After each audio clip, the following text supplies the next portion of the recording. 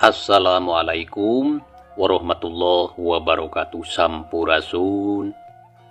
Wargi-wargi baraya pecinta dongeng Sunda nu dimana beayana.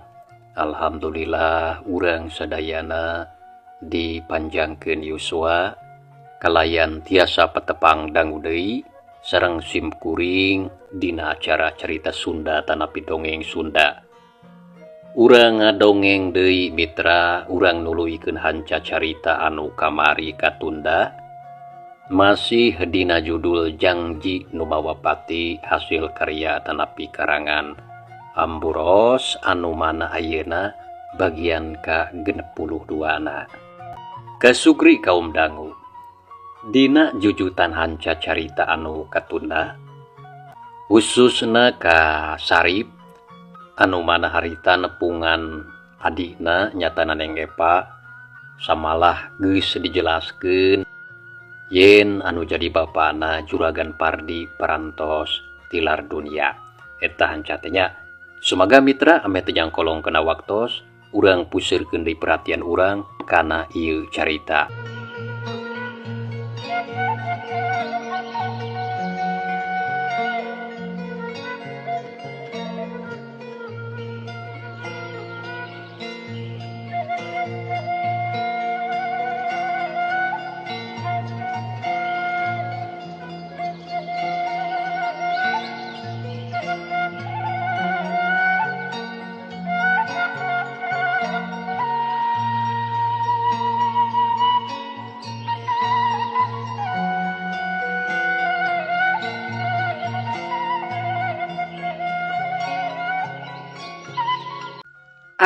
Sumuhun bi, hayu atuh mangga urang teras kaditu.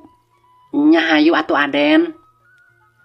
Nya geus kitu mah Sarip jeung Bito harita keneh amitan kana boga imah jeung anu sejena. Karawek kana awak Neng Epa terus dipayang dibawa keluar. Satuluyna bral laleumpang rek ngajugjug ka imah Bito. Kasugri kaum dangu mangsa alam geus rek nincak ka tengah peuting. Kayaan di lembur Cibedug es tuning sepi jempling rehe sim teh taya sora anu kadenge. Sedengkeun langit katingali angkeub kawas anu rek turun hujan. Sarip jeung Bito terus leumpang rurusuhan. Sakapeung Bito bari luak lieu ka tukang lantaran ngarasa keueung samalah beut asa aya makhluk sejen anu keur nuturkeun. Bulu punduk Bito karasa beut pating puringkat pating puriding. Sakujur awak ruy-rei asa paranas tiris. Ari Sarip sajeroning leumpang bari mayang Neng Epa teh bibirna teweleh bari jeung kunyam-kunyem babacaan. Nyinglar setan siluman sangkan ulah aya nu wani ngadeuketan ka manehna. Nya sanggeus aya kana sawatara waktu antukna Sarip jeung Bito anjog kanu dituju.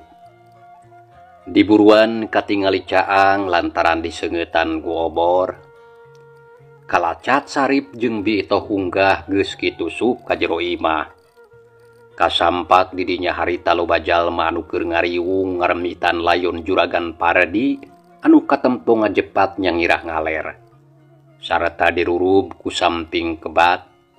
Sadatangna ka imah Neng Epa ningali heula layon bapana. Ari satadina mah ku Sarip dicarek. Da puguh bisi teu kuat nempona. Tapi Neng Epa keukeuh maksa lantaran hayang ningali bapana anu panungtungan. Nya antukna mah ku Sarip diidinan. Neng Epa srog atuh ngadeuketan kana layon. Sarta rurubna harita keneh dibuka. Barang bray lengak Neng Epa kapiuhan. Sarta teu inget di bumi alam. Da puguh teu kuat ningali layon bapana anu kacida matak pikawatireun. Barang nempok itu nya gancang ku Sarip dipayang sarta terus digolerkeun di kamar.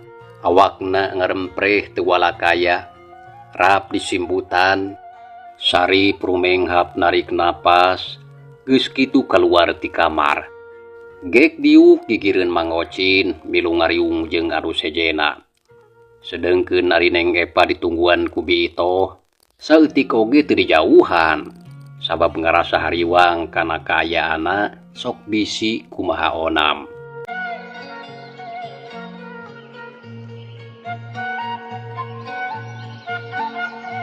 Kesugri kaum dangu kacaritakeun isukna urang lembur Cibedug geus ngaleut ka imah Mang Ocin. Lalaki awewe ngabrul daratang aya anu ngarelek baskom boboko dieusi ku beas, tapi aya oge nu mawa duit sejang ngalayan anu kapapatenan anu sawareh geus ngaraleut ka astana rek ngalitaneuh keur ngubur layon. Neng Epa harita geus eling nya terus ngabangingik ceurik bari sasambat kanu jadi bapakna. Da puguh ngarasa diheulang sarta teu nyangka lamun poe eta kudu kalengitan kunu jadi bapakna. Dina kayaan kitu torojol Pakuwu jeung bojona ngalayan. Lain aku mah mimitina ieu teh Pak RT.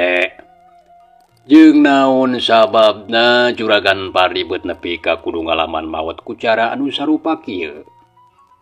Ceuk Pakuwu anu kakarajol ngadeuketan Pak RT sarta langsung tumanya. Da puguh hayang geura nyaho kana mimitina. Ae geuning Pakuwu, geuning tos wangsul. Nya puguh oge kuring teh kakarajol bieu teh. Ja terus gancang ka dieu. Sabab tadi menang beja ti indung budak ari cenah mah peuting tadi Pak RT datang ka imah. Sarta mere laporan lamun di lembur urang aya nu keuna kamusibahan. Nyaeta imahna kahuruan. Sumuhun laras Pakuwu. Wengi tadi teh sim kuring karorompok. Nya satadina mah bade nyuhunkeun tulung. Mung bae salira nuju teu aya. Walon Pak RT bari neuteup ka Pakuwu. Geus kitu gukik dariuk dina kursi. Nya kuring teh geuraya keperluan keluar kota. Tah kulantaran kitu kuring minta dihampura Pak RT. Sabab teu bisa nulungan. Dalamun seuk nyaho rek aya warga anu kamusibahan mah tang tu kuring teh moal indi. Jawab Pakuwu katara paroman hanjelu. Lantaran teu bisa nulungan ka wargana anu keur meunang kamusibahan. Da puguh keur eueuh di lembur. Nya teu sawios atuh Pakuwu. Margi da nya saha jalmina anu terangkan datangna musibah. Sarta sadayana oge teu aya anu nyangka. Nya puguh kitu. Tapi kumaha mimitina Pak RT ieu teh imah Juragan Pardi make bisa kahuruan. Nah poho mareuman seuneu atawa kumaha? Sanes silap mareuman seuneu Pakuwu. Puguh kieu ieu teh mimitina mah. Barabat Pak RT Jahri nyaritakeun deui kajadian tadi peuting ti mimiti kaluar ti jero masjid sarta ningali gulungan seuneu anu nyurubuk di awang-awang. Sarta nyirorot ninggang ka imah Juragan Pardi. Saterusna aya kajadian kahuruan.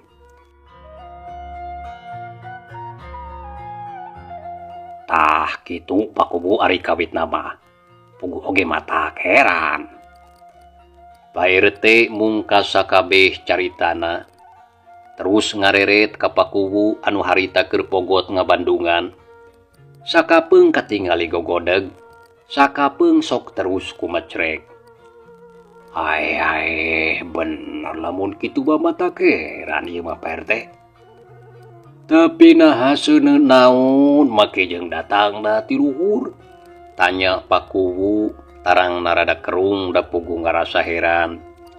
Lantaran ceuk pikirna naha make jeung aya gulungan seuneu anu datang ti luhur. Nya sigana lamun lain Pak RT mah anu cacaritana Pakuwu teh geus pasti moal percaya. Nya eta duka tuh Pakuwu. Margi saurang oge teu aya anu terang na hati mana asal muasalna. Da ujug-ujug nyuruwuk ka handap we eta teh. Sarta teras padang udag ku sararea. Nya teu lami eta seuneu teh ninggang ka bumi Juragan Pardi dugi ka kahuruan. Sarta anjeunna kaduru. Tah kitu Pakuwu. Jadi lamun kitu mah eta gulungan seuting budak ka Juragan Pardi. Nya tiasa janten kitu. Margi sateu acana sim kuring kitu deui anu sanesna ngadangu aya saurang jalmi anu gogorowokan nyuhunkeun tulung harita teh. Mung duka saha-sahana da teu aya anu terang. Nya tapi saatosna aya kajantenan kahuruan, sim kuring kitu di anu sanesna ningal salira Juragan Pardi kaduruk. Samalah nuju gogorentelan di buruan mata kuatir. Nya tuh terasa enggal pada narulungan. Usadayana. Tapi hanjaka lanjeuna teh teu katulungan. Samalah geuning dugi ka hanteuna. Kitu ceuk Pak RT Jahri beri terus ngusapan janggotna. Sedengkeun pikiran ngalayang ingeti kana kajadian tadi peuting waktu keur pahibut nulungan anu kahuruan. Bu, lamun kitu mah, ieu kajadian teh kawilang aneh. Lantarannya kakarayeuna aya nu kawas kieu mah. Tuning mata ketir sarta mata aksieun. Laras kitu Bagubu, samalih mah teu sakedi kurang lebur anu ngaraos sieun. Sareng keueung sok inggi saya di kajantenan anu cara wengi. Kitu gunem caturna Pakuwu jeung Pak RT. Jep duanana jerempe, Pakuwu terus ngahuleng mikiran kajadian anu tumiba ka Juragan Pardi sakula warga. Anu kawilang teu kaharti kupikir teu kahontal ku akal. Lantaran sabab kahuruan teh ku saliwat mah beut asa pamohalan. Kaayaan harita maju ka beurang. Di buruan imah katingali loba jalma pagelek-gelek anu ngalayad, terus ngaleut turun unggah ka imah pilih genti pada hayang panggih jeung Sarip kitu deui jeung Mang Ocin. Sararea hayang nepikeun rasa bela sungkawa. Sedengkeun layon Juragan Pardi geus diurus ku Palbe sakumaha mistina. Nya terus atuh harita keneh disolatan. Sanggeus menang beja ti astana lamun kaluat geus siap sarta sagala rupa urusan layon geus rengse. Kira wanci jam 8 beurang, bring dijarajapkeun ka astana. Pasaran digarotong ku opatan. Ari Sarip nuturkeun ti tukang bari mayungan. Ari Neng Epa mah teu milu da puguh teu kuat leumpang. Anu arindit ke astana laleumpang meningan tai saja jalan. Terepeh terus ngagrenggeng maca tahlil. Nya puguh atuh karasana sakeueung matak muringkak bulu punduk. Nya teu kacatur di jalana. Sararea geus nepi ka astana terus muru kana kaluat anu geus sayagi. Satuluyna mayit Juragan Pardi teh dikurebkeun sakumaha mistina. Nurutkeun kebiasaan didinya. Sakabeh jalma beut jadi ngarasa keueung lantaran sabab maotna Juragan Pardi beda jeung batur. Komo sararea oge can poho kana sabab maotna Bulasmi, Neng Lisna nya kitu deui Dani anu sakabehna oge beut asa teu lumrah jeung anu loba. Ku sabab kitu akhirna jadi loba jalma anu ngadon pating harebos pating gerendeng pating kercewis romongkeun ditukangeun samalah nimbulkeun rupa-rupa sangkaan goreng nya teu saeutik jalma anu harita nuding Juragan Pardi munjung ka dademit sarta kulawargana kitu deui manehna sorangan maot alatan dedemit anu dipuhitna menta tumbal nyawa pikeun nukeuran harta bandana.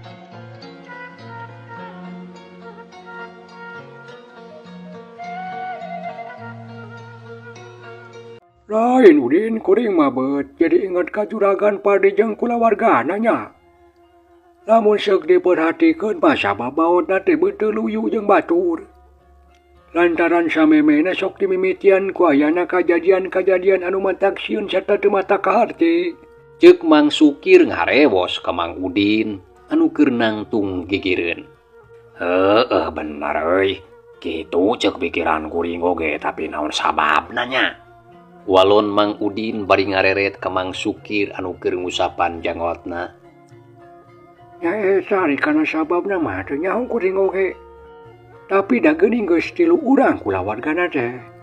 Samana ayeuna ditumbu ku manehna sorangan. Memang hari ningali kana sababna mah beutas teu kaharti. Tapi apan ari cara maotna jalma teh jalana memang rupa-rupa. Nya ayan walatan cilaka, ayan walatan gering, jeung aya oge anu maotna alatan ti tajong. Sarta rea-rea deui. Samalapan dulur kuring mah maotna oge teu gering heula estuning jag-jag belejag. Teu kuat teu kieu tapi terus maot.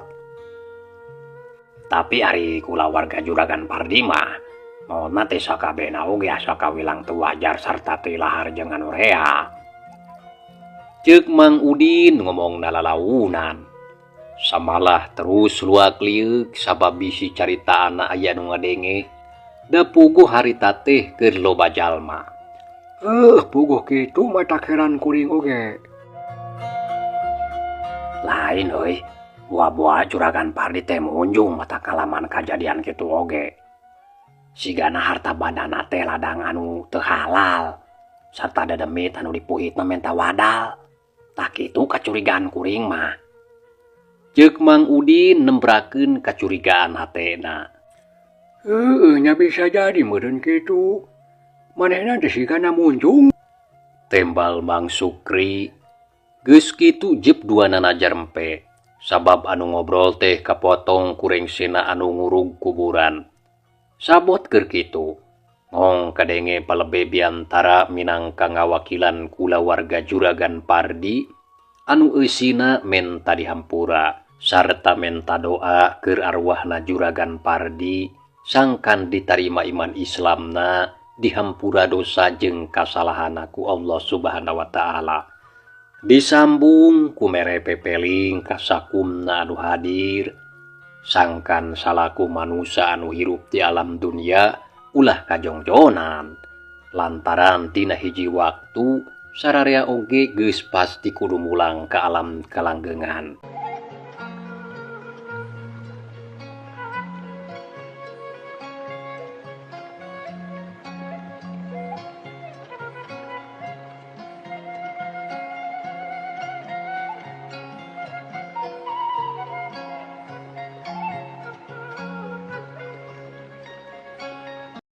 Kasugri kaum dangu.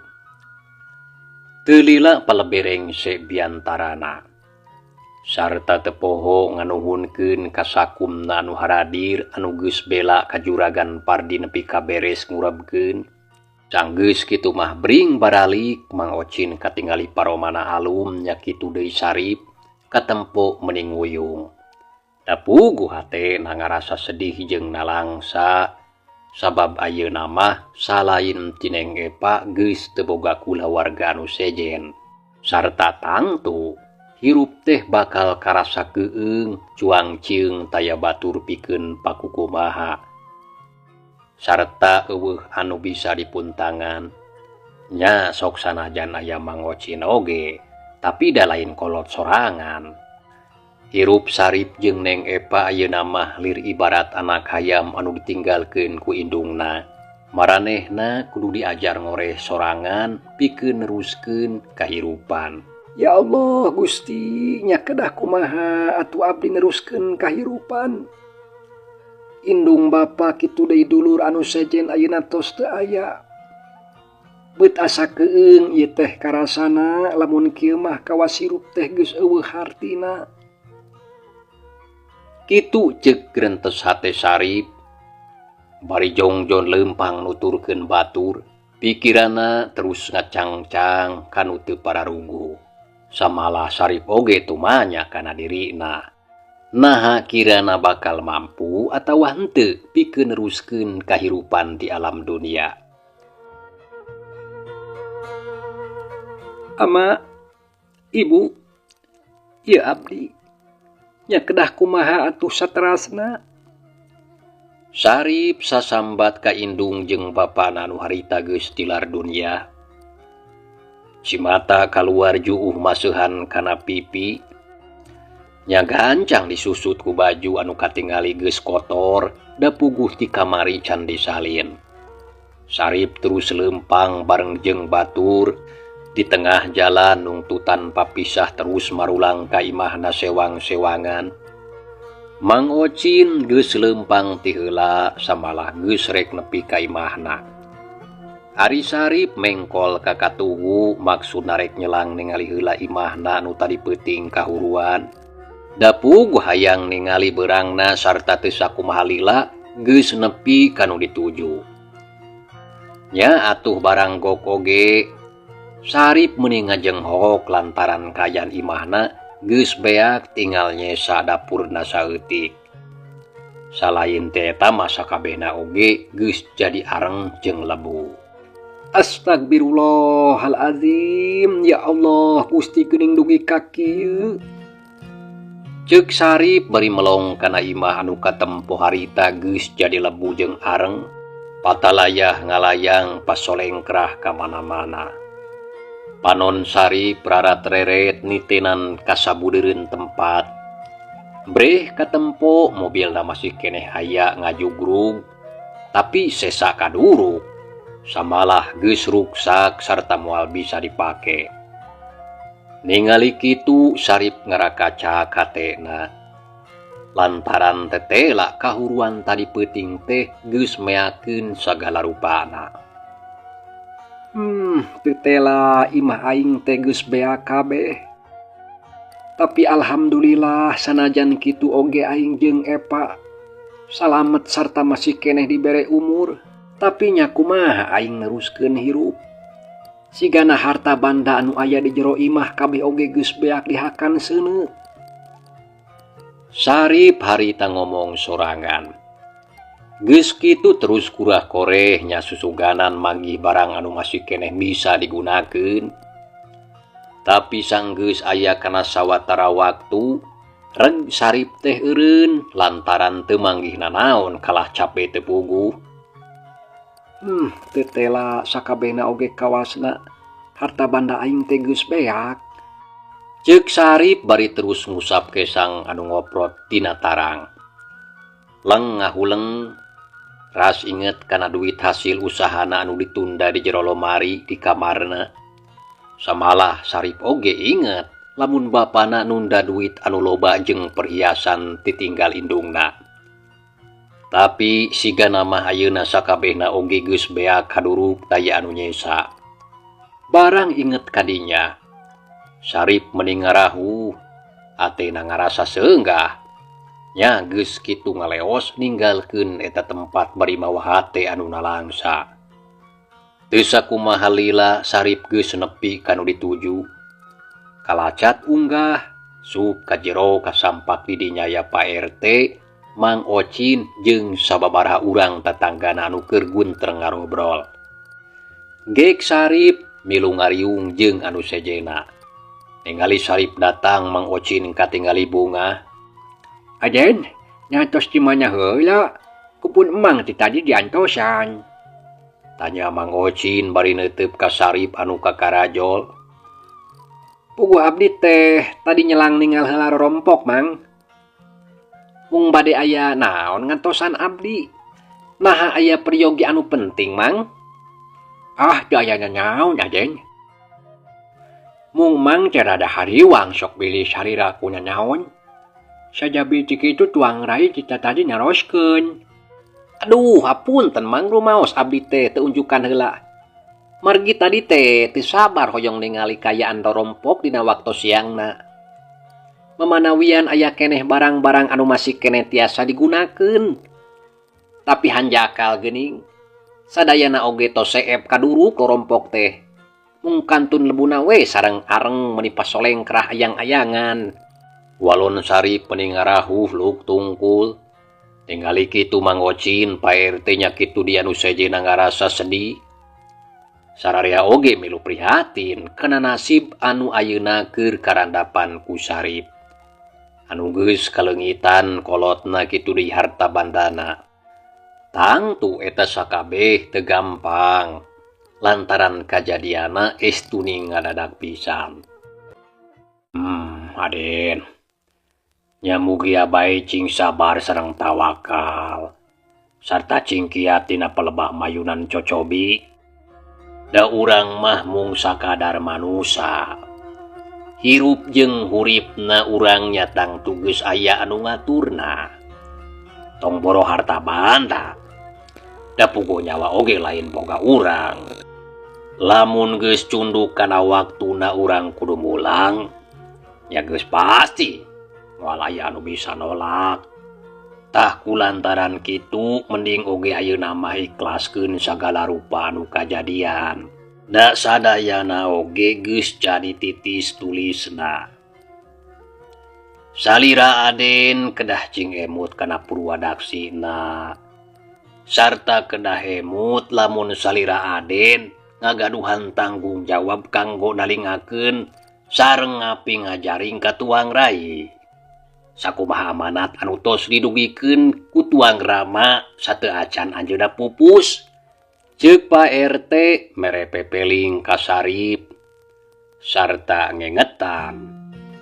Lamun Sarip teh boga tanggung jawab anu gede, nyaeta kudu nalingakeun sarta ngapi ngajaring kanu jadi adina. Hatur nuhun Pak RT kana sagala piwejangna ku abdi katampi kateda pisan. Nya mugi-mugi bae abdi baris kiat tina nampina sarta tiasa neraskeun deui kahirupan abdi sakumaha ilaharna. Anu tangtos sagala rupina teu gampang.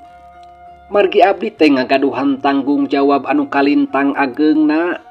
Nya bener kitu, tanggung jawab hidup teh tangtu kacida gede sartanya geus tangtu bakal berat. Tapi Bapak percaya lamun hidup pasti mampu ngajalankeunna. Tah geus ayeuna mah ulah wakaloba pikiran. Mending oge tentremkeun heula hate sarta ulah pondok harepan. Nya sok sanajan ayeuna kolot ujang geus teu araya, tapi apan aya Mang Ocin. Nya kitu deui aya bapa jeung anu sejena. Sabab sararea oge moal ngantep. Lamun seug butuh bantuan pok bae nyarita ka bapa. Ya lamun teu bisa bantuan ku biaya tangtu bisa ku pikiran jeung tanaga atawa naon bae anu kaduga. Kitu ceuk Pak RT. Yaritana Daria ngadenge kitu Sarip meuni asa ngemplong hatena lantaran teu tela geuning masih keneh loba jalma anu hade hate sarta boga niat mere pitulung ka dirina lamun seug ngabutuhkeun bantuan. Bang Baluh anu ngagulung dina jero dada karasa ngurangan. Teu berat teuing cara tadi. Aduh Pak RT nuhun pisan. Abdi kalintang ngaraos bingah anu taya hinggana. Cariosan Pak RT estuning mata kregreg kana manah abdi. Ya ku ayeuna mah raraosan teh asa teu keueung teuing. Ari margi geuning abdi teh teu nyalira tapi dikuriling ku jalmi-jalmi anu sarae manah sapartos Pak RT Mang Ocin. Kitu deui sareng para wargi anu sanesna. Nya kumargi kitu abdi ngahaturkeun rebu nuhun laksa ketika bingahan. Sagala kasayana ku abdi sareng pun adi katampi kalayan kabingahan. Ya syukur alhamdulillah atuh lamun katarima mah. Bapa oge bungah ngadengena sarta timimiti ayeuna mah geus hidup tong asa-asa. Anggap we Bapak Mang Ocin jeung anu sejena ibarat kulawarga sorangan. Ngarah teu keueung ari loba balan baraya mah hirup teh moal asa nu ngeulis. Tah leres Aden. Pun emang mah satuju kana caritaan Pak RT teh. Lantaran ari hirup teu loba batur mah sok sanajan sagala loba oge jadi moal karasa geunahna. Jeung moal aya mangpaatna boh keur diri urang komo deui keur batur mah. Sabab sahade-hadena saurang jalma Tapi anu panghadena mah tangtu saurang jalma anu loba mangpaatna keur sasama. Tah kitu cek palebe sepuh mah, baheula ngomongna teh. Kitu cek Mang Ocin nyambung caritaan Pak RT anu tadi. Ngadenge kitu Sarip ungut-ungutan tanda ngarti sarta narima kana pepeling anu dibikeun ku Mang Ocin jeung Pak RT. Anu teu tela karasa benerna. Nya geus kitu mah prung harita sararea ngobrol, silih tempas. Hari anu diobrolkeunna teu jauh teu nyaritakeun pasoalan anu kajadian tadi peuting. Sarta tumiba ka Juragan Pardi. Nya saenggeus aya kana sawatara waktu anu ngobrol teh bubar. Pak RT jeung baturna barali ka imahna sewang-sewangan. Tapi engke peuting bada isarek daratang deui lantaran rek ngayakeun acara tahlilan. Mitra cageula ieu carita urang tunda heula. Insyaallah kin urang lajengkeun deui. Hatur nuhun kana naon rupi paratosana wilujeng kantun. Wassalamualaikum warahmatullahi wabarakatuh.